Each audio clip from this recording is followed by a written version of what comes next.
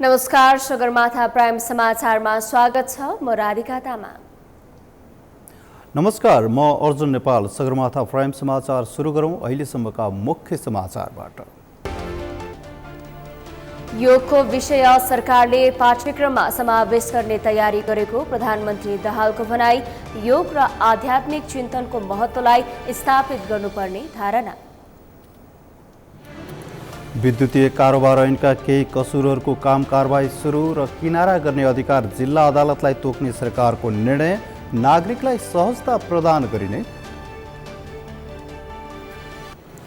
राहदानी सहज रूपमा वितरण गर्ने प्रयास भइरहेको परराष्ट्र मन्त्री साउदको भनाई। अवैतनिक राजदूतबाट छिटो राहदानी दिने व्यवस्था गर्न माधव नेपालको प्रस्ताव। सरकारले दक्ष जनशक्ति उत्पादनमा ध्यान दिनुपर्ने कांग्रेस सांसद भण्डारीको धारणा। 10-12 विश्वविद्यालय हुँदा पनि शिक्षामा गुणस्तर नभएको सांसद सिंहको भनाई।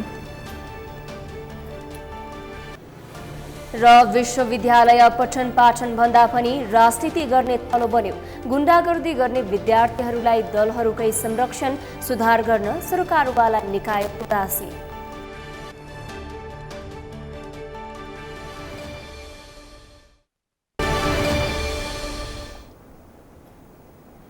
समाचार विस्तारमा। प्रधानमन्त्री पुष्पकमल दाहालले योग र ध्यानका विषयलाई सरकारले प्राथमिक तहदेखि नै विश्वविद्यालयसम्मको पाठ्यक्रममा समावेश गर्न लागि बताउनु भएको छ।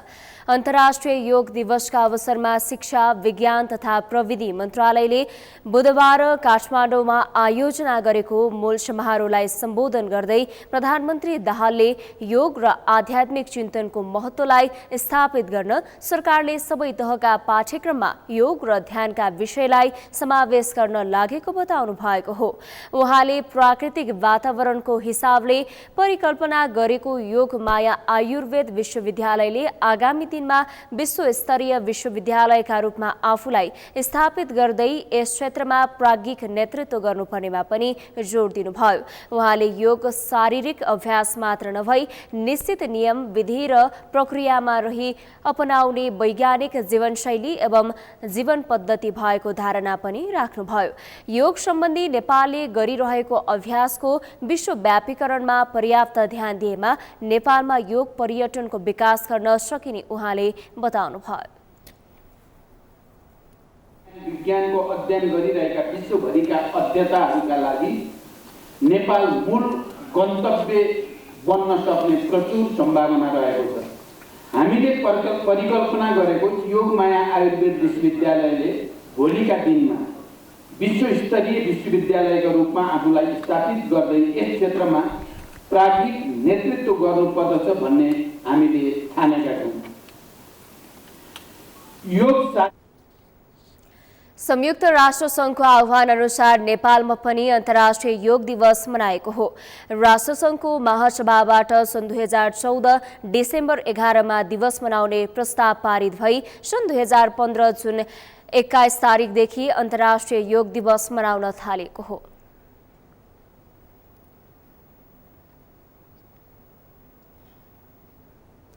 नेकपा एमालेका अध्यक्ष केपी शर्मा ओलीले समृद्ध नेपाल, खुशी नेपालीको राष्ट्रिय आकांक्षालाई पूरा गर्न एमाले अघि बढिरहेको बताउनु भएको छ।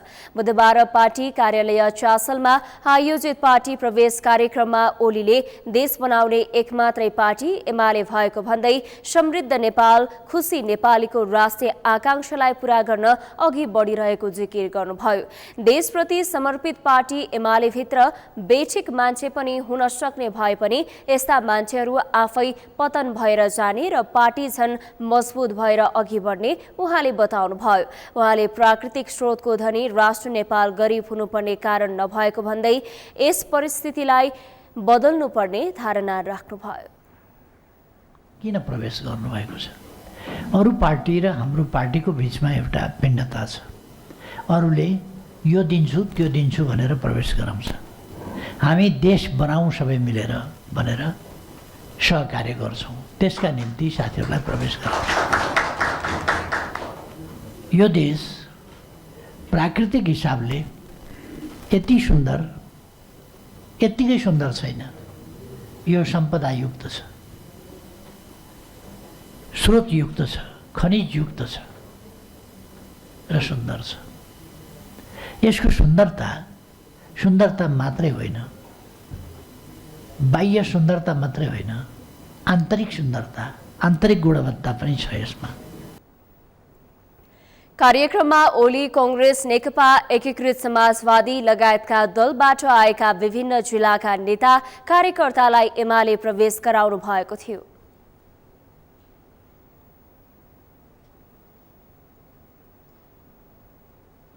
सरकारले विद्युतीय कारोबार ऐनका केही कसुरहरूको काम कारबाही सुरु गर्ने र किराना गर्ने अधिकार जिल्ला अदालतलाई तोक्ने निर्णय गरेको छ। बुधबार मन्त्री परिषदका निर्णय सार्वजनिक गर्दै सरकारका प्रवक्ता रेखा शर्माले विद्युतीय कारोबार ऐनका केही कसुरहरूको अधिकार जिल्ला अदालतलाई दिने निर्णय गरेको बताएकी हुन्। एक रिपोर्ट। सरकारले विद्युतीय कारोबार ऐनका केही कसुरहरूको काम कारबाही सुरु गर्ने र किनारा गर्ने अधिकार जिल्ला अदालतलाई तोक्ने निर्णय गरेको छ।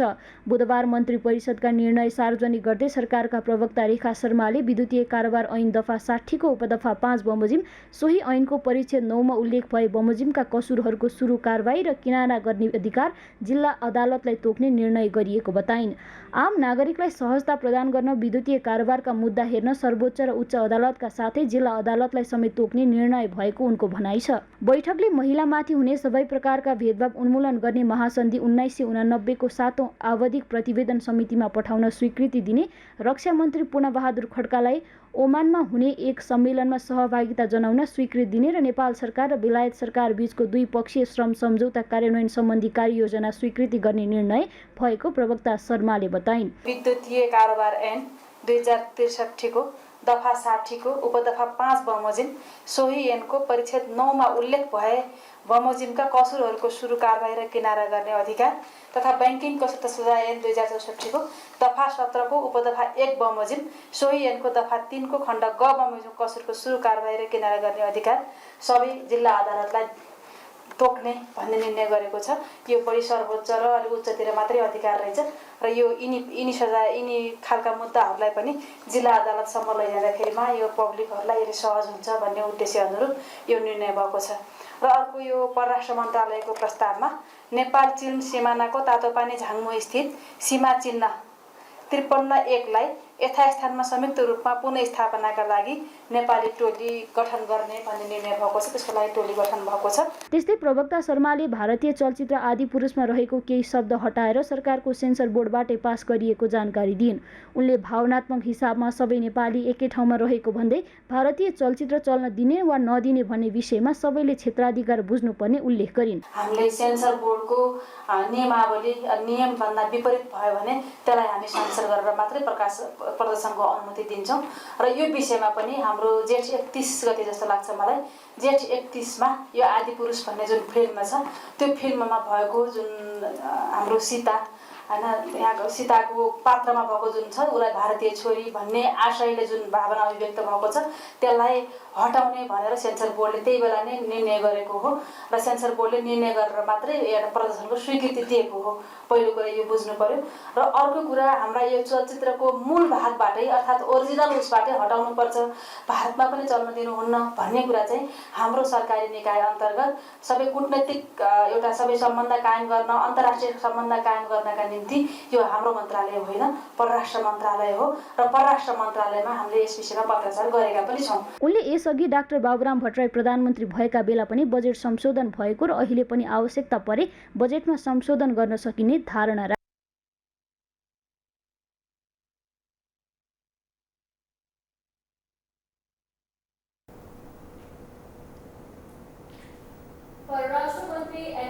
ले राहदानी छपाई प्रक्रिया अघि बढाएर सहज रूपमा राहदानी वितरण गर्ने प्रयास भइरहेको बताएका छन्। प्रतिनिधि सभा अन्तर्गतको अन्तर्राष्ट्रिय सम्बन्ध र पर्यटन समितिको बैठकमा मन्त्री साउदले यस्तो जानकारी दिएका हुन्। समिति सदस्यहरूले छपाई र वितरण प्रक्रियालाई पारदर्शी गर्दै नागरिकलाई सहज रूपमा राहदानी उपलब्ध गराउनुपर्ने धारणा राखेका थिए। एक रिपोर्ट। परराष्ट्र मन्त्री एनपी साउदले राहदानी वितरण कार्यलाई थप सहज बनाउने प्रयास भइरहेको बताएका छन्। सिंहदरबारमा बुधबार बसेको प्रतिनिधि सभा अन्तर्गतको अन्तर्राष्ट्रिय सम्बन्ध र पर्यटन समितिको बैठकमा मन्त्री साउदले समयमा नै राहदानी छपाई प्रक्रिया अघि बढाएर सहज रूपमा राहदानी वितरण गर्ने प्रयास भइरहेको जानकारी दिएका हुन्। उनले मासिक औसत 1,20,000 राहदानी वितरण भइरहेको र अहिले 4 महिनाका लागि पुग्ने राहदानी मौजदात रहेको बताएका छन्।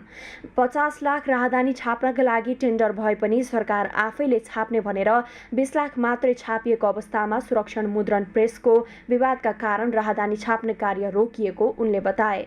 अन्तर्राष्ट्रिय मापदण्ड कार्यविधिभित्र रहेर सुरक्षित रूपमा छाप्नुपर्ने भएकाले छपाई प्रक्रियामा केही समय लाग्ने मन्त्री साउदको भनाइ छ। त्यस्तै मन्त्री साउदले अर्थ मन्त्रालयबाट ओएनएम सर्वेका लागि सहमति लिएको भए पनि कर्मचारी संख्या नबढ्ने गरी सर्वे गर्नु भनेपछि समस्या भएको जिकिर गरे। अलिकति कठिनाई के भनौँ भनेपछि ल मैले यो सुरु गरेको हुँ, मैले नै यसलाई फाइनल गर्दैछु भन्ने किसिमले कसैले दाबी लिन सक्ने अवस्था पनि छैन। किनभने त्यो 3-4 जना मान्छेहरूको 3-4 जनावटा सरकारको चाहिँ त्यसमा कन्ट्रिब्युसन जस्तो देखिन्छ। त्यसकारण यसैले गरेको, व्यक्ति यसले गरेको, सरकार यसले गरेको, मान्छे यसले गरेको भन्दा पनि त्यसमा हाम्रो टोटल सिस्टम, सरकारहरूको निरन्तरता जस्ता महत्त्वपूर्ण कुराले यसमा भूमिका खेलेको हुनाले म माननीय सांसदज्यूहरूलाई यही रूपमा कथा भनौँ कि अब स्टोरीलाई बुझिदिन म विनम्रतापूर्वक म आग्रह गर्न चाहन्छु। बैठकमा समिति सदस्यहरूले राहदानी वितरणमा हुने गरेको समस्या समाधान गर्न सरकारको ध्यानकर्षण गराएका थिए। समिति सदस्य एवं पूर्व प्रधानमन्त्री माधव कुमार नेपालले राहदानीको छपाईको प्रक्रियामा समयको ध्यान दिन सुझाव दिए। ठेक्कापट्टामा मूल्यवृद्धि गर्ने काम हुने भएकाले समयमा नै छपाई गरे मूल्य कम हुन सक्नेतर्फ ध्यान दिन उनले आग्रह गरे। उनले राहदानी वितरणमा बिचौलियाको प्रभावलाई अन्त्य गर्नुपर्ने बताएका छन्। त्यस्तै समिति सदस्य वर्षमान पुनले राहदानीका बारेमा आवश्यक जानकारी जनतालाई दिनुपर्ने बताए। 50 लाख राहदानी छाप्नका लागि टेन्डर हुँदा पनि 20 लाख छापिँदा राहदानीको अभाव हुने अवस्था पैदा भएको भन्दै उनले सरकारका तर्फबाट बेलैमा उचित व्यवस्था गर्नुपर्ने धारणा राखे। त अब थाहा छ यति आवश्यक छ भने समयमा गर्दाखेरि मूल्य कम पर्छ। भेरिएसनमा जाने बित्तिकै यसको भाउ बढ्दै जान्छ। हामीलाई थाहा छ कि समयमा किनियो भने कम हुन्छ र समयमा गरिएन भने भाउ त्यो बढाउँछ नि, अर्को चोटि उसले भाउ बढाउँछ। त यो सबै चिजहरूको सन्दर्भमा कतिको तपाईँहरूको ध्यान गएको छ र अर्को चाहिँ यस सम्बन्धमा कस्ता कस्ता विसङ्गतिहरू विकृतिहरू देखिए। बिचौलियाहरूका कुराहरू होलान्, म पुर्याइदिन्छु देखाइदिन्छु भन्दै उपलब्ध गराइदिन्छु भन्दै पैसा कमाउनेहरू, यो बिचौलियाहरूसँग अब कर्मचारीको र यो जनताको बिचको कनेक्सन गर्नेहरू के कतिहरू छन्। अब यस बारेमा पनि अब तपाईँहरूले भन्ने एउटा कुरा भयो। नेपाल सरकारको आफ्नो विभिन्न निकायले पनि जानकारी राख्ने अर्को कुरा हो। सबै कुरो भनेकै समयमा गर्न सकिँदैन, तर उसका आफ्ना समस्याहरू, आफ्ना सुविधाहरू या आफूले दिन सक्ने सेवाहरूको बारेमा जनतासँग संवाद गर्ने कुरा लोकतन्त्रको सुन्दर पक्ष हो, अनिवार्य पक्ष पनि हो। त्यसो हुँदा चाहिँ हामीले आफ्ना कुराहरू जनतासँग बताउने हो।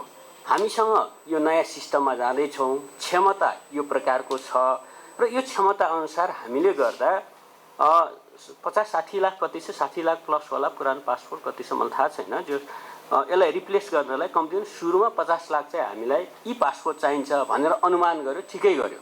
बैठकमा अन्य समिति सदस्यहरूले छपाई र वितरण प्रक्रियालाई पारदर्शी गर्दै नागरिकलाई सहज रूपमा राहदानी उपलब्ध गराउनुपर्ने धारणा राखेका थिए।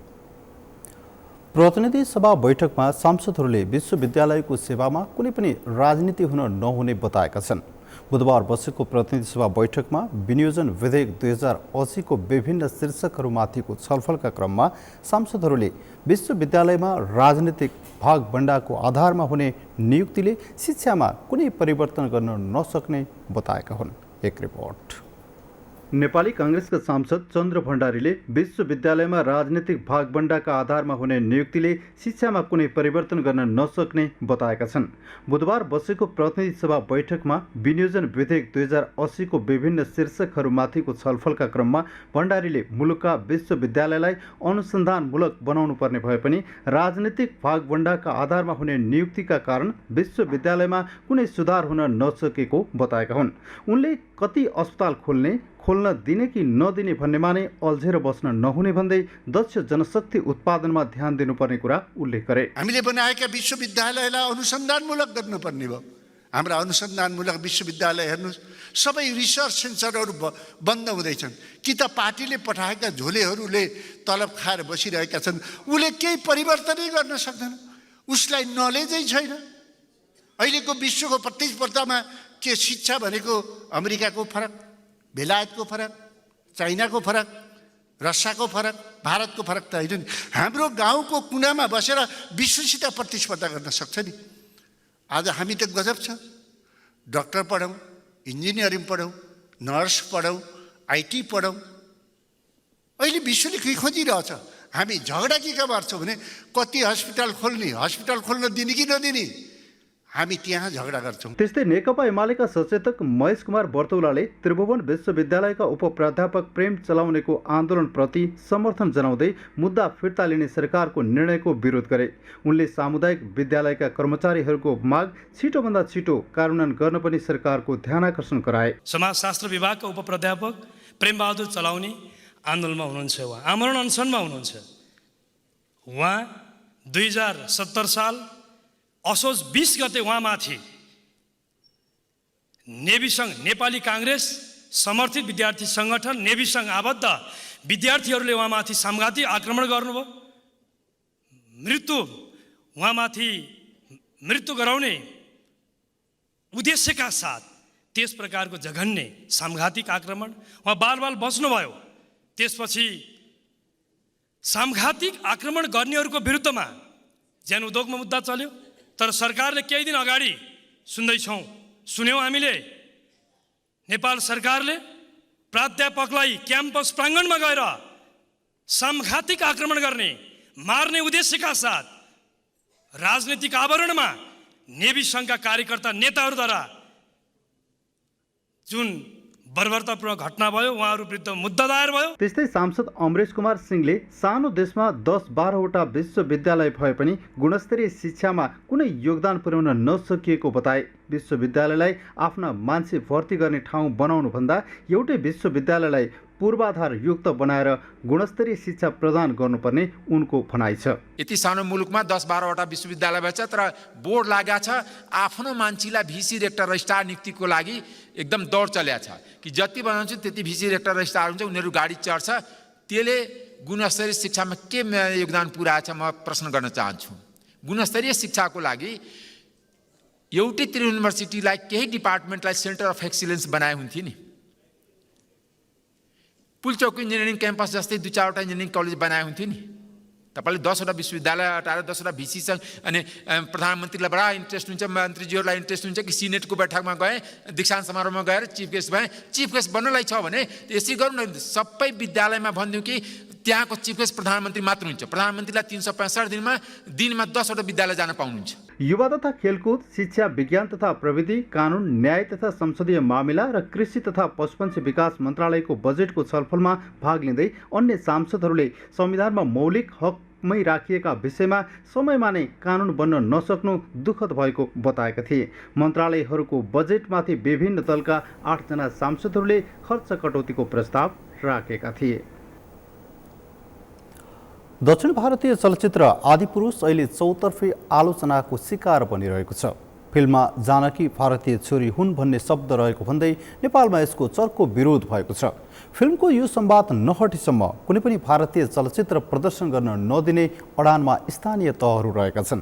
यता यही फिल्मका बारेमा लेखेको फेसबुक स्ट्याटसका कारण कलाकार दीपक राज गिरी र केदार खिमिरेको विवाद पनि चर्को रहेको छ। यशोदा भण्डारीको रिपोर्ट। कलाकार दीपकराज गिरी र केदार घिमिरे अर्थात् माग्ने बुढाको फेसबुकमा परेको विवाद यति बेला चर्चामा छ। दक्षिण भारतीय चलचित्र आदिपुरुषको चौतर्फी आलोचना भइरहेको बेला यही फिल्मका कारण दीपकराज गिरी र माग्ने बुढाको विवाद बाहिरिएको छ। खासमा फिल्ममा रहेको माता जानकी भारतकी छोरी हुन् भन्ने उद्देश्यको संवादका कारण नेपालमा आदिपुरुष विवादमा परेको थियो। सुरुमा सेन्सर बोर्ड हुँदै फिल्मको विरोधमा स्थानीय सरकारहरू खनिए। सेन्सर बोर्डको प्रतिबन्धपछि फिल्मले विवादित अंश काटेर नेपालका लागि फिल्म पठायो। तर काठमाडौँ महानगरपालिकाका मेयर बालेन शाहले जानकी भारतको छोरी हुन् भन्ने संवाद फिल्मको मूल भागबाटै काट्नुपर्ने अडान लिए। अन्यथा यसको प्रदर्शन रोक्ने घोषणा गरे। यो बीचमा फिल्म निर्माण पक्षले बालेनलाई पत्र पठाउँदै माफी पनि माग्यो। तर संवाद हटाउन दिएको 3 दिनको समयमा पनि फिल्मले संवाद नहटाएपछि बालेनले नगर प्रहरी खटाएरै सोमबारदेखि काठमाडौँका हलहरूमा फिल्मको प्रदर्शन रोके। यो सँगै देशभरका स्थानीय तहहरूले फिल्म रोक्न थाले र अन्ततः देशभरबाटै फिल्ममा प्रतिबन्ध लाग्यो। कुरा लगभग यतिमै सकिँदै थियो। तर एकाएक दीपकराज गिरीले फेसबुकमा लेखे, समस्या आदिपुरुषले निकालेको हो, त्यसैले आदिपुरुष मात्रै बन्द गरौँ। तर उनले स्ट्याटस लेख्न साथ कमेन्टमा गालीको ओइरो लाग्यो। गाली र आलोचनाका बीच गिरीले फेरि लेखे, एउटा भाइले भने, दाइ फेसबुक हेर्नुभयो, तपाईँले गाली खाइरहनु भएको छ। मैले भने, होइन भाइ, कसैले गाली दियो होला, तर मैले खाएको छैन, शुभ प्रभात। उनले लेखेको त्यस स्ट्याटसमा माग्ने बुढाले छिमेकी र बाउको झगडा पर्या बेलामा छिमेकीलाई फाइदा पुग्ने गरी बोल्दा दाजुभाइको 1-2 मुक्का भेट्नु सामान्य हो भन्दै कमेन्ट गरे। माग्नेको कमेन्टमा दीपकराज गिरीले जवाफ फर्काए, मेरो भाइको अर्को पपुलिस्ट कमेन्ट, स्ट्याटस नै लेखेको भए अझै बढी लाइक आउँथ्यो बाबु। बस उनीहरूको फेसबुकमा यति मात्र नै कमेन्ट गरागर भएको थियो। पक्ष विपक्षमा थुप्रैले गाली गरे अनि धेरैले ट्रोल पनि बनाए। यी दुई कलाकारको वाक युद्धमा अन्य कलाकारहरूले समर्थन र विरोध गरिरहेका छन्। आदिपुरुष चलचित्र भारतीय सांस्कृतिक अतिक्रमणको एउटा उदाहरण हो। त्यो यस्ता खालका अतिक्रमण योभन्दा अगाडि पनि धेरै पहिलेदेखि भइरहेका छन्। कसले के भन्नु भन्दाखेरि हामी चलचित्र कर्मीहरू एकजुट छौँ र कलाकारहरू एकजुट छौँ कि यो चलचित्रले नेपालको स्वाधीनतामा हस्तक्षेप गरौँ, नेपालको पौराणिकतामा हस्तक्षेप गरौँ, नेपालको ऐतिहासिकतामा हस्तक्षेप गरौँ र नेपालमा सांस्कृतिक अतिक्रमण गरौँ भन्ने कुरामा हामी एकजुट छौँ। यसमा दुविधा छैन। दीपकराज गिरीले किन त्यसो भन्नुभयो त्यो उहाँको कुरो हो, उहाँको। तर भारतीय चलचित्र अन्ततः यसरी नै हामीले चलाउँदै खुल्ला रूपमा चलाउँदै गयो भने हाम्रो हरेक चिज अतिक्रमण हुन्छ। आदिपुरुषमा रामायणको कथालाई वर्णन गर्दै मिथिलाका राजा जनककी छोरी सीता नेपालमा नभई भारतमा जन्मिएकी हुन् भन्ने भाष्य व्यक्त गर्न खोजिएको भन्दै नेपालमा विरोध भएको हो। तर आदिपुरुषको विरोधमा काठमाडौँ महानगरपालिका सहित धेरै स्थानीय तहले यो संवाद मूल फिल्मबाटै नहटाए कुनै पनि भारतीय चलचित्र चल्न नदिने अडान लिएका छन्। कतिपय नेपाली फिल्म निर्माताले समेत यसलाई सकारात्मक मानेका छन्। सीताको बारेमा जुन किसिमको आदिपुरुषमा एउटा किसिमको सीता नेपाली नारी होइनन् भन्ने जुन किसिमको एउटा सन्देश दिन खोजिएको छ त्यो बिल्कुल गलत छ। किनभने सबै कलाकार साथीहरूलाई म एउटा आग्रह गर्न के चाहन्छु भने हामी सबैभन्दा पहिले कलाकार अथवा व्यावसायिक भन्दा पनि हामी सबभन्दा पहिले नेपाली हौँ र हाम्रो सम्पदामाथि, हाम्रो सम्पत्तिमाथि र हाम्रा प्राचीनकालीन सम्पत्तिहरूमाथि जब आँच आउँछ हामी एकै ठाउँमा उभिनुपर्छ भन्ने मलाई लाग्छ। विदेशी चलचित्रहरू ल्याउँदाखेरि हाम्रो राष्ट्रलाई कुनै पनि आँच नआउने किसिमको हुन् भन्नको लागि चाहिँ अश्लील चिजहरू नहुन् भन्नको लागि सेन्सर बोर्ड छ। त्यो सेन्सर बोर्डले त्यस्ता चलचित्रहरूलाई प्रतिबन्ध गर्नुपर्छ। चलचित्र निर्माता तथा कलाकार दीपकराज गिरीको बानेश्वरमा नयाँ सिनेमा हल बन्दै गरेको बेला सिनेमा हल बनाउँदाको खर्च उठाउन र व्यापार बढाउन गिरीले भारतीय सिनेमा नरोक्न अभिव्यक्ति दिएको कतिपयको आरोप छ। तर दीपकराज गिरीले यसबारे खुलेर बोलेका भने छैनन्। सगरमाथा टेलिभिजनका लागि क्यामेरामा गौरव खड्काका साथमा यशोदा भण्डारी, काठमाडौँ। सगरमाथा प्राइम समाचारमा अब पालो भएको छ विश्रामको। विश्रामपछि विश्वविद्यालय पठन पाठन भन्दा पनि राजनीति गर्ने थलो बन्यो। गुण्डागर्दी गर्ने विद्यार्थीहरूलाई दलहरूकै संरक्षण सुधार गर्न सरोकारवाला निकाय उदासीन। इलामका गाउँ गाउँमा चिया बगान विस्तार हुँदा पनि परम्परागत खेतीकै भर पर्दा उत्पादन र गुणस्तरमा असर। अन्तर्राष्ट्रिय बजार विस्तारका लागि प्रयास जारी। र नेपाल स्क्वास राकेट सङ्घले 19औं एसियाली खेलकुदका लागि 6 खेलाडी चयन गर्यो। एसियाडमा नेपाल 29 खेलमा सहभागिता जनाउने।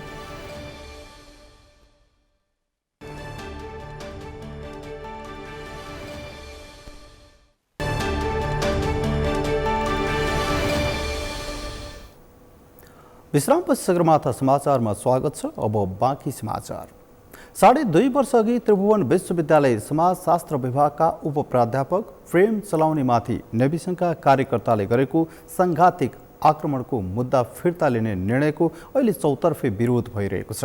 आक्रमण गर्नेहरू विरुद्धको मुद्दा फिर्ता लिने सरकारको निर्णयले अहिले विश्वविद्यालय गुण्डागर्दी गर्ने थलो बन्दै गएको तथा राजनीतिक दल उनीहरूको संरक्षणमा लागेको भन्दै चौतर्फे आलोचना भएको छ। अमृत ठेकालको रिपोर्ट।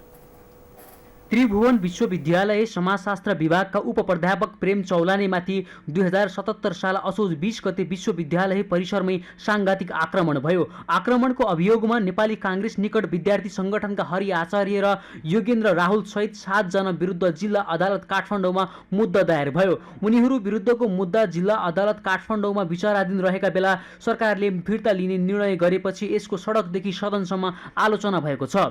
अदालतमा विचाराधीन मुद्दामा सत्तारूढ दल काङ्ग्रेसको दबावमा सरकारले उनीहरू विरुद्धको मुद्दा फिर्ता लिएको भन्दै स्वयं उपप्राध्यापक चौलाने सोमबारदेखि त्रिभुवन विश्वविद्यालयमा अनसन बसेका छन्। विश्वविद्यालयमा बढ्दै गएको गुण्डागर्दीलाई सरकारले संरक्षण गर्न खोजेको भन्दै जिल्ला अदालत काठमाडौँ, माइतीघर र त्रिभुवन विश्वविद्यालय लगायतका ठाउँमा प्रदर्शन भएको छ। त्यो निर्णय सरकारले गरेको निर्णय त्यो स्वेच्छाचारी निर्णय हो। त्यो अदालतमाथिको स्वतन्त्र न्यायालयमाथिको ठाडो हस्तक्षेप हो। त्यो अदालतलाई अचानो बनाउन खोजिएको छ। अचानो कसरी भनेपछि न्यायको, सत्यको, नैतिकताको, इमानदारिताको, सदाचारिताको, भाइचाराको, मानवताको हत्या गर्न, प्राज्ञिक स्वतन्त्रताको हत्या गर्न, हाम्रो सुरक्षाको हत्या गर्न, यो सबैका निम्ति अदालतलाई अचानो बनाइदिन्छ र त्यो चाहिँ अदालतलाई अचानो बनाउन पाइँदैन। अदालतमा विचाराधीन मुद्दा अदालतबाटै निरूपण हुनुपर्छ भनेर म आज रेट दिएर आएँ। मेरो वकिल साहबहरूले रेट दिएर आउनुभयो। उपप्राध्यापक चौलानेमाथि आक्रमण गर्ने नेभी सङ्घका कार्यकर्तामाथि काठमाडौँ जिल्ला अदालतमा ज्यान मार्ने अभियोगमा मुद्दा चलिरहेको छ। तर मुद्दाको अन्तिम सुनवाईको पूर्व सन्ध्यामा उनीहरू विरुद्धको मुद्दा फिर्ता लिन सत्तारूढ दल काङ्ग्रेसले सरकारलाई सत्ता र शक्तिको आडमा दबाब दिएर उनीहरूलाई संरक्षण गर्न खोजेको भन्दै काङ्ग्रेसको चौतर्फी आलोचना भएको छ। आजको परिवर्तित सन्दर्भमा आजका विद्यार्थी सङ्गठनका साथीहरूले भौतिक आक्रमणमा रूपमा हतियारै बोकेर लड्नुपर्ने, यद्यपि नेपाली काङ्ग्रेस, त्यसको भातृ संस्था नेपाली विद्यार्थी सङ्घ शान्ति पार्टी हो। हामीले हतियार कहिले पनि हतियारमा विश्वास गरेनौँ। हामीले विचारलाई, व्यवहारलाई र आदर्शलाई नै टेबलबाट सबै कुराको निष्कर्ष निकाल्नु पर्छ भन्ने विद्यार्थी सङ्गठनको नाताले नेपाल विद्यार्थी सङ्घ यदि त्यो भएको कुरा भने त्यो गलत छ। तर त्यसलाई चाहिँ त्यसैले अतिरञ्जित गरेर चाहिँ कुनै राजनीतिक दलले, कुनै विद्यार्थी सङ्गठनले चाहिँ आफ्नो राजनीतिक अभिष्ट पुरा गर्न खोजेको हो भने त्यो कुरा पनि स्वीकार्य हुन सक्दैन। विकसित देशहरूमा शिक्षक सबैभन्दा मर्यादित र सम्मान गर्ने पेसाका रूपमा लिइन्छ। शिक्षकलाई भगवानको अर्को रूपमा समेत लिने गरिन्छ। तर नेपालमा भने विश्वविद्यालय राजनीतिक भागबण्डमा चल्दा शिक्षकहरू आफ्नै विद्यार्थीबाट कोटिन्छन्। विद्यार्थीको भेषमा शिक्षकको घरमै पुगेर विद्यार्थीले शिक्षकलाई कालो मुसो दल्छन्। झोलामा कापी किताब बोक्नुपर्ने विद्यार्थीहरू खुकुरी र हातमा पार्टीको झण्डा बोकेर दादागिरी देखाउँदै हिँड्नुले हाम्रो शिक्षा क्षेत्र कस्तो छ भन्ने प्रश्न पारेको छ। यस्तोमा विश्वविद्यालय अस्तव्यस्त बन्दै गएको छ भने राजनीतिक दलका माउ पार्टीहरूले गुण्डागर्दी गर्ने उनीहरूका कार्यकर्तालाई संरक्षण गर्दै आएका छन्। यद्यपि विद्यार्थी राजनीति हुँदै सांसदसम्म बनेकाहरूले भने अब पनि विद्यार्थीका नाममा हुने यस्ता अराजक गतिविधिको ढाकछोप गर्न नहुने तर्क गरेका छन्। यो घटना असिधै एउटा दयनीय र एउटा चाहिँ अपराधिक घटना भयो। एउटा चाहिँ विद्यार्थी सङ्गठन भनेको एउटा परिवर्तन चाहने गणतन्त्रको एउटा सम्भागका रूपमा, लोकतन्त्रको एउटा सम्भागको रूपमा हामीले चिनेका थियौँ।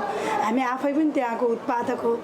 त्यो भनिरहँदाखेरि एउटा प्राज्ञिक सिस्टम र शैक्षिक मुद्दाहरूलाई उजागर गर्ने र प्राज्ञिकहरूसँग चाहिँ मिलेर एउटा शैक्षिक बहसको काम गर्नुपर्नेमा जुन ढङ्गले नेभी सङ्घका साथीहरूले, नेभी सङ्घ साथी म किन पनि भन्छु भन्दाखेरि उहाँहरूको काम, उहाँहरूको क्रियाकलापले उहाँहरू गुन्डै हो। त्यसकारण यसले एउटा अपराधिक रूपमा उहाँले कारबाही कानुनको दायरामा ल्याउनुपर्छ। यस्तो कुरोलाई छुट दिनु हुँदैन, किनभने भोलि अरूले पनि गर्न सक्छन्। विद्यार्थी राजनीति रचनात्मक र बौद्धिक हुनुपर्ने हो। तर विद्यार्थीको भेषमा गुण्डागर्दी गर्नेहरूको वर्चस्व बढ्दै जाँदा अब्बल विद्यार्थी छायामा पर्दै गएका छन्, जसका कारण आज विश्वविद्यालय बौद्धिक जनशक्ति जन्माउने भन्दा पनि गुण्डा र अराजक जन्माउने संस्था बन्दै गएको छ। सरकारी शैक्षिक क्षेत्रमा चरम राजनीतिकरण तथा निजी क्षेत्रमा समेत गुणस्तर खस्कदै जाँदा चालु आर्थिक वर्षमा मात्रै विदेश अध्ययन गर्न जानेबाट देशले 68 अर्ब भन्दा बढी गुमाएको छ। सगरमाथा टेलिभिजनका लागि क्यामेरामा सुनिल कोली र गौरव खड्काका साथमा अमृत ढकाल, काठमाडौँ। नेपालमा शैक्षिक गुणस्तर खस्किँदो अवस्थामा रहेको छ। नेपालका विश्वविद्यालयहरूमा विद्यार्थीहरूको संख्या घट्दो क्रममा छ। शिक्षा क्षेत्रमा उचित नीति नबन्नु र नेतृत्वदायी भूमिकामा पुगेकाहरूले शिक्षा क्षेत्रमा देखिएका व्यतिथिहरूलाई नदेखे झैँ गर्नुले विश्वविद्यालयहरू राजनीति गर्ने थलो बनेका छन्। लाखौं विद्यार्थी रोजगारीको अवसर र सुनिश्चित भविष्यका लागि विदेशिन बाध्य भएका छन्। यसै सन्दर्भमा हामीले आजको सगरमाथा जनबोलीमा सर्वसाधारणलाई सोधेका थियौं, शिक्षा क्षेत्रमा देखिएको व्यतिथिलाई के भन्नुहुन्छ? हेरौँ उनीहरूको भनाइ उनीहरूकै शैलीमा।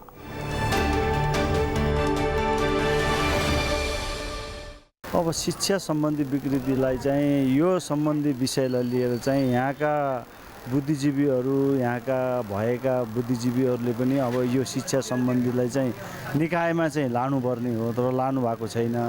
तर यो विकृति आयो कसरी भन्दाखेरि चाहिँ हामी चाहिँ यो विकृतिमा चाहिँ ल्याउनलाई चाहिँ विकृति ल्याउने भनेको मलाई अलि यो कुरालाई चाहिँ अलि राजनीतिकतिर क्षेत्रतिर लागेको हो कि राजनीतिक क्षेत्र बढी भित्र देखिएर हो कि यो विकृति भएको जस्तो लाग्छ मलाई चाहिँ।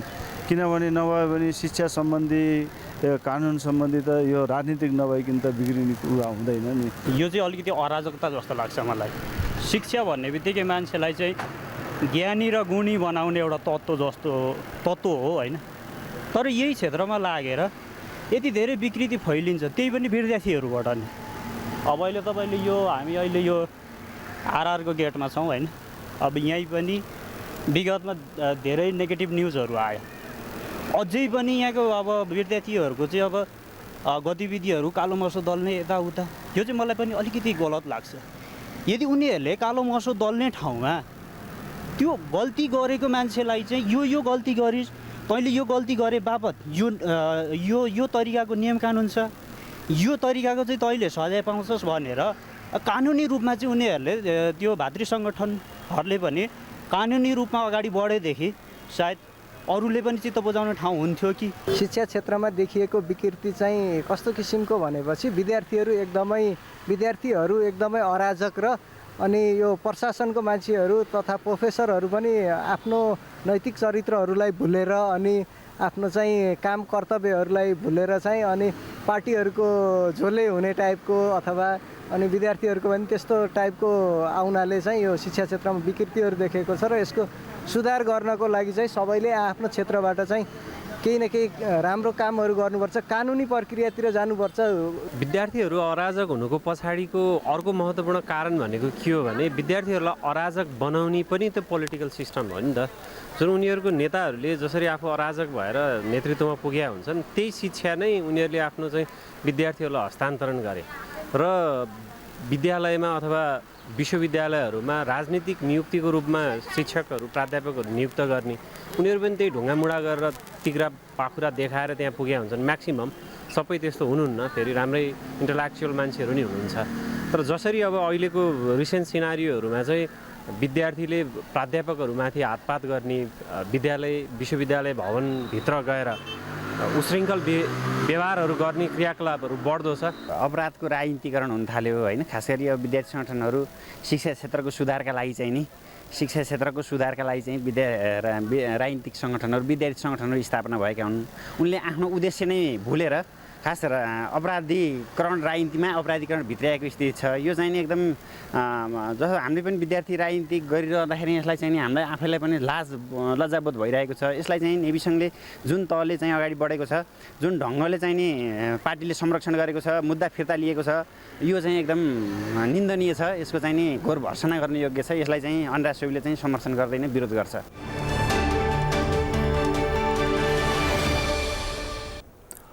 1xBet मार्फत लाखौं रुपियाँ लिएको आरोपमा पक्राउ परेका 8 जना कलाकार विरुद्ध प्रहरीले अनुसन्धान गरिरहेको छ। पक्राउ परेका कलाकारहरूले युट्युब मार्फत 1xBet को विज्ञापन गरेको आरोप लागेको छ। युट्युबमा उनीहरूले प्रोमो कोड प्रयोग गरी 1xBettingमा छुट प्राप्त गर्न सकिने भन्दै विज्ञापन गरेका थिए। यमुना सापकोटाको रिपोर्ट।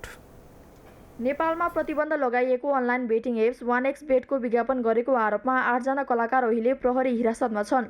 1xbet मा बेटिङ गर्नुका साथै युट्युब मार्फत यसको विज्ञापन गरेको आरोपमा 5 जना कलाकार र 3 जना युट्युबरलाई काठमाडौँ जिल्ला प्रहरी परिसरले पक्राउ गरेको थियो।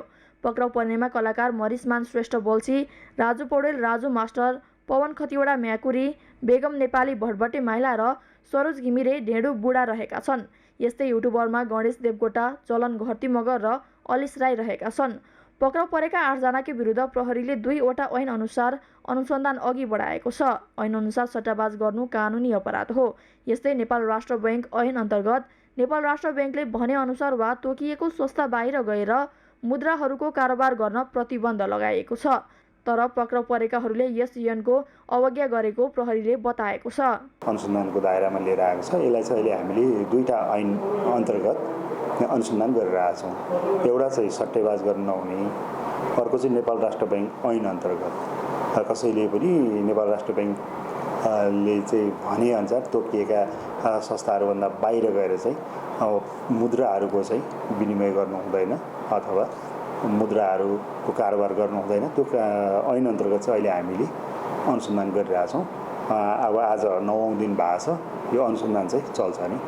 नेपालको मुलुकी अपराध संहिता 2074 को धारा 125 मा जुवा खेल्न वा सट्टाबाजी गर्नु नहुने व्यवस्था छ। धारा 125 को उपधारा 2 को उपदफा क मा भने पहिलो पटक जुवा खेल्ने वा खेलाउनेलाई 3 महिनासम्म कैद वा 30,000 रुपियाँसम्म जरिमाना र उपदफा ख मा दोस्रो पटकदेखि जुवा खेल्ने वा खेलाउनेलाई 1 वर्षसम्म कैद र 50,000 रुपियाँ जरिवाना गरिएको छ भने त्यसपछिको कसुरमा पटकै पछि थप 3 महिनासम्म कैद र 10,000 रुपियाँसम्म जरिमाना हुने व्यवस्था छ।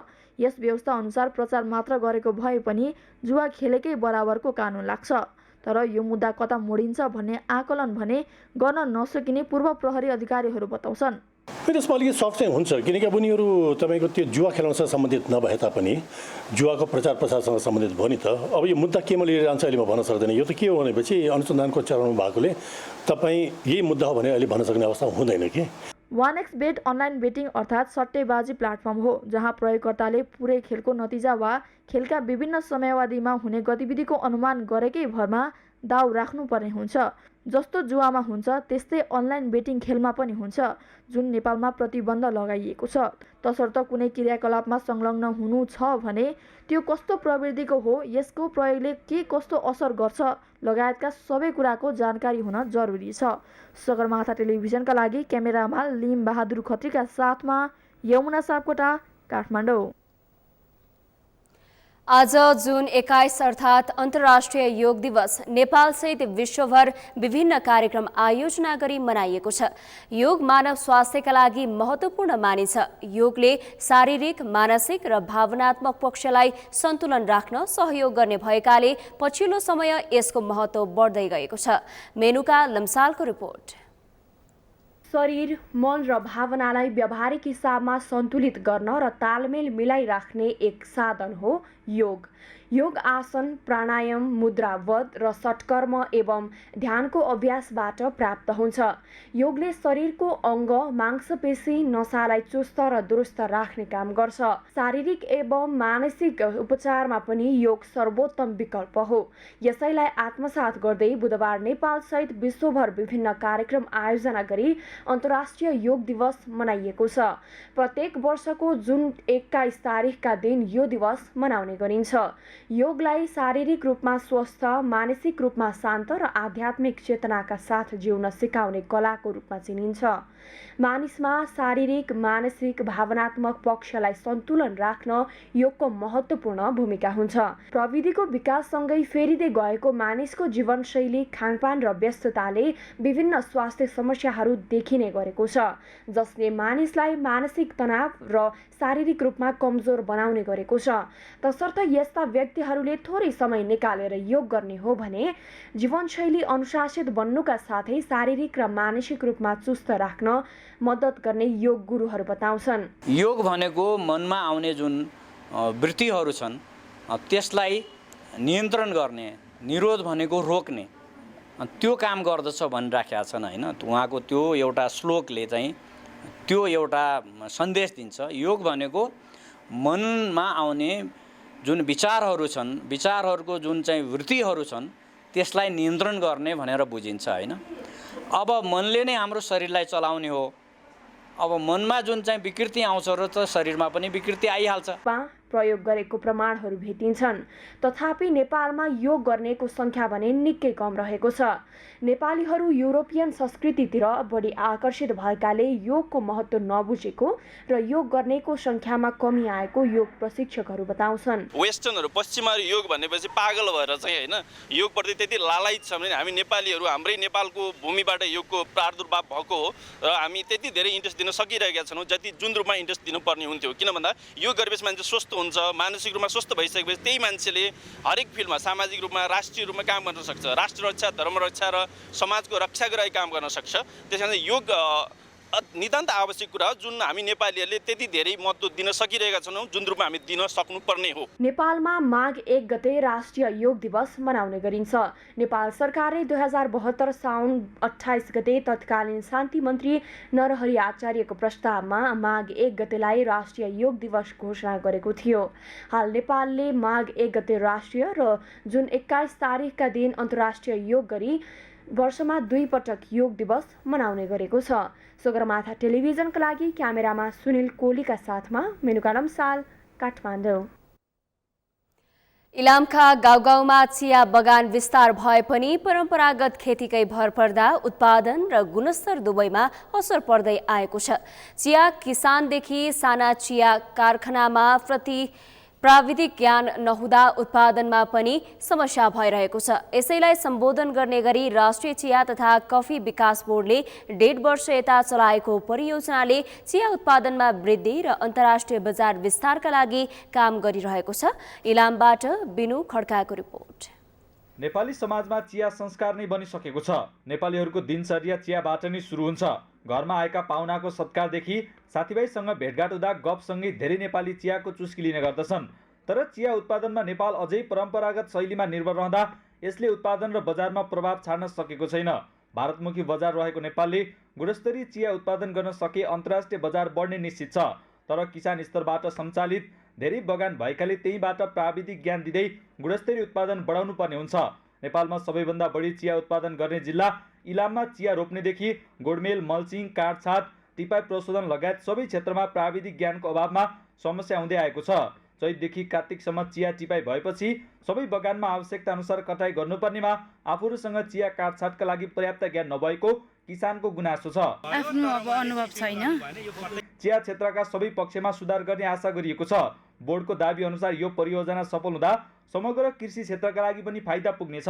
यो डेमो हो, एकैचोटि सबै सकिन्न। यो सक्सेस भयो भने चाहिँ यो ट्रेसेबिलिटी सक्सेस भइसकेपछि हामीले यो ट्रेसेबिलिटी रेगुलर कार्यक्रममा लान सक्छौँ।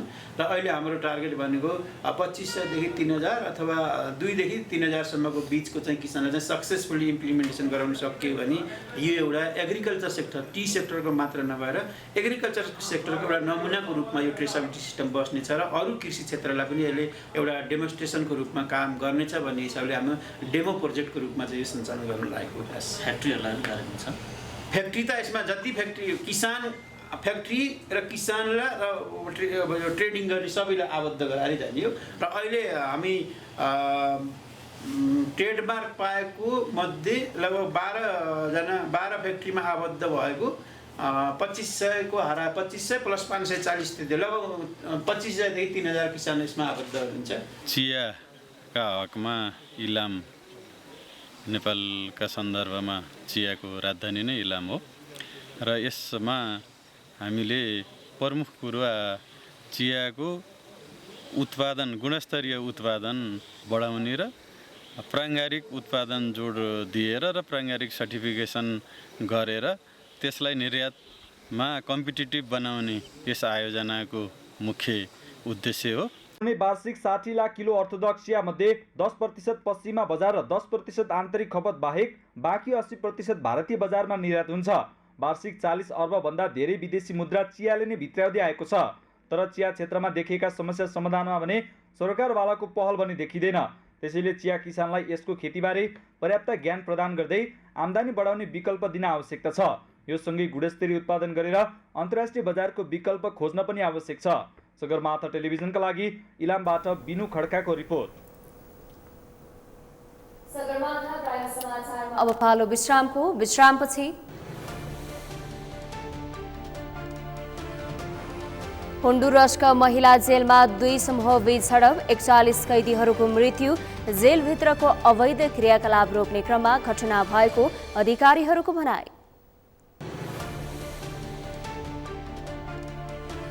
र नेपाल स्क्वास राकेट सङ्घले 19औं एसियाली खेलकुदका लागि 6 खेलाडी चयन गर्यो। एसियाडमा नेपाल 29 खेलमा सहभागिता जनायो।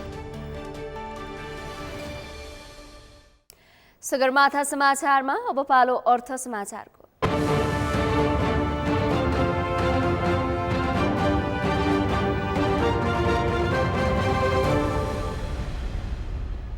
वर्षभरि रिलिज भएका सर्वाधिक सफल नेपाली चलचित्रहरू डिसोममा प्रदर्शन हुने भएको छ। विभिन्न कारणवश हलसम्म गएर नयाँ चलचित्र हेर्न छुटाएका दर्शकहरूलाई सपरिवार हेर्ने सुविधासहित डिसोमले यस्तो व्यवस्था ल्याएको हो। प्रेम गीत 3, छक्का पञ्जा 4, चिसो मान्छे, प्रकाश कृष्ण लीला, माइकल अधिकारी, नाइ नभन्नु ल 6, प्रसाद 2, झिङ्गे दाउ लगायतका अत्याधिक रुचाएको चलचित्रहरू डिसोम सिनेमाघर च्यानल नम्बर 108मा दैनिक 8 हेर्न पाइने डिसोमले बताएको छ।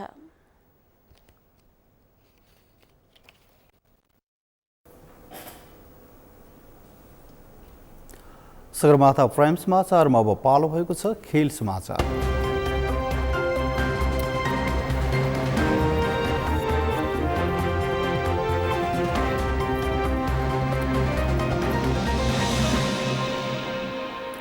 नेपाल स्क्वास राकेट सङ्घले बुधबार 19औं एसियाली खेलकुदका लागि 6 खेलाडी चयन गरेको छ। विश्वकै सर्वाधिक ठुलो खेलकुद मेलामध्ये एक 19औं एसियाड सेप्टेम्बर 23 देखि अक्टोबर 8 सम्म हुने भएको छ। आगामी एसियाडमा नेपाल 29 खेलमा सहभागी हुनेछ। नेपाल स्क्वास राकेट सङ्घले राउन्ड रोबिन लिगको आधारमा प्रतियोगिता मार्फत खेलाडीहरू छनौट गरेको छ। आगामी एसियाडमा नेपालको प्रतिनिधित्व गर्ने खेलाडीमा पुरुषतर्फ अरहन्त केशर सिंह, अमृत थापा मगर र अमीर ब्लोन तथा महिलातर्फ विपना ब्लोन, कृष्णा थापा र सोस्तानी श्रेष्ठ हुनुहुन्छ। प्रशिक्षकको भूमिकामा हिरा बहादुर थापा र म्यानेजर सङ्घका अध्यक्ष किशोर महर्जन रहनु भएको छ। आगामी एसियाडमा नेपालले स्क्वासतर्फ एकल र टिम इभेन्टमा प्रतिस्पर्धा गर्ने भएको छ।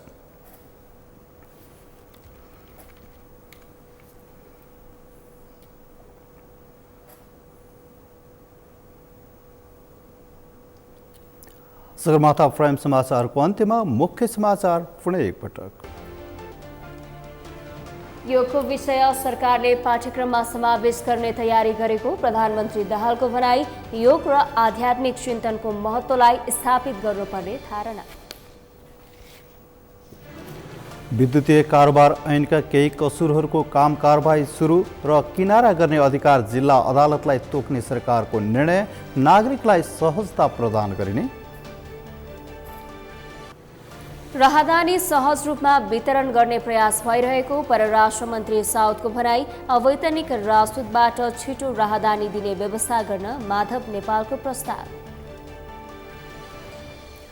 सरकारले दक्ष जनशक्ति उत्पादनमा ध्यान दिनुपर्ने काङ्ग्रेस सांसद फण्डारीको धारणा। 10-12 विश्वविद्यालय हुँदा पनि शिक्षामा गुणस्तर नभएको सांसद सिंहको भनाई। र विश्वविद्यालय पठन पाठन भन्दा पनि राजनीति गर्ने थलो बन्यो। गुण्डागर्दी गर्ने विद्यार्थीहरूलाई दलहरूकै संरक्षण सुधार गर्न सरकारवाला निकाय उदासीन। हवस् त सगरमाथा समाचार अहिलेलाई सकियो। तपाईँ समाचार बुलेटिनका साथै सगरमाथा टेलिभिजनका सम्पूर्ण कार्यक्रम www.sagarmatha.tv मा पनि पढ्न र हेर्न सक्नुहुनेछ। साथै युट्युबमा youtube.com/sagarmatha.tv नेपालमा हेर्न सक्नुहुनेछ। तपाईँ हामीलाई फेसबुकमा पनि facebook.com/stv नेपालमा फलो गर्न सक्नुहुनेछ। समाचारको शिखर, नेपालको गौरव, नेपालको पहिलो न्युज च्यानल सगरमाथा टेलिभिजन हेर्दै गर्नुहोला। नमस्कार।